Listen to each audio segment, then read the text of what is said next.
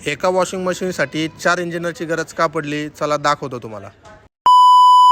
जय श्रीराम नगरकर, तुमचं स्वागत आहे आपल्या मिनी ब्लॉगमध्ये। सगळ्यात पहिले तर आज आपल्याला कॉल होता एसीचा गॅस लिकेज होता। आपण एसीचा गॅस लिकेज चेक केल्यानंतर समजलं की त्याच्या इंडोरमध्ये लीक आहे। आपण इंडोर असा पूर्णपणे ओपन केला होता। इंडोरची कॉईल चेक केल्यानंतर समजलं की त्याच्यामध्ये इंडोर कॉईलमध्ये लिकेज आहे।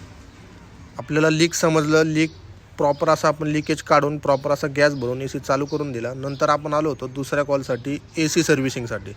आता तुम्ही इतकी घाण पाहताल आणि तुम्ही बोलताल खरंच एवढी एसीमध्ये घाण असते का? हो, एसीमध्ये एवढी घाण असल्यामुळे कस्टमरला लाईट बिल जास्त येत होतं आणि कस्टमरला कूलिंगचा इश्यू येत होता।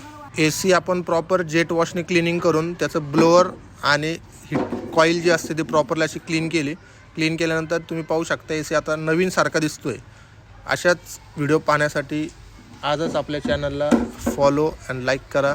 जय श्रीराम।